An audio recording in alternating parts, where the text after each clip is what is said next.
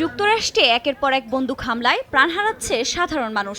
সম্প্রতি টেক্সাসে একটি প্রাইমারি স্কুলে ঢুকে বন্দুকধারীর অতর্কিত হামলায় 21 জনের মৃত্যুর পর নড়েচড়ে বসেছে প্রতিবেশী দেশগুলো।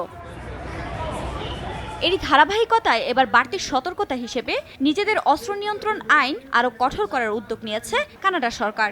সোমবার এক সংবাদ সম্মেলনে দেশটির প্রধানমন্ত্রী জাস্টিন ট্রুডো জানান, প্রস্তাবিত এই আইনে নিষিদ্ধ করা হবে সব ধরনের বন্দুক ক্রয় বিক্রয়, এমনকি নিষিদ্ধ করা হবে খেলনা বন্দুক বা পিস্তলও। আর এই আইন পাশের পর দেশটির কোথাও আর বন্দুক বেচাকেনা বা আমদানি সম্ভব হবে না বলেও জানান তিনি।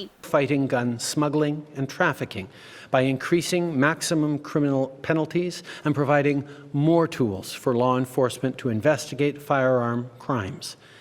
We cannot let the guns debate become so polarized that nothing gets done. We cannot let that happen in our country. সংবাদ সম্মেলনে ট্রুডো আরও বলেন, এই সংক্রান্ত আইন পাশের লক্ষ্যে দ্রুতই পার্লামেন্টে বিল উত্থাপন করা হবে। সবাই যেন নির্ভয়ে রাস্তাঘাটে চলাচল করতে পারে, সেজন্যই সরকার এমন সিদ্ধান্ত নিয়েছে বলেও উল্লেখ করেন তিনি।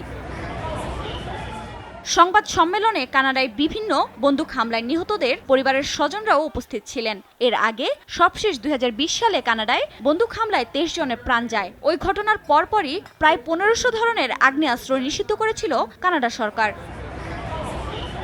আফরিন মৌ, সময় সংবাদ।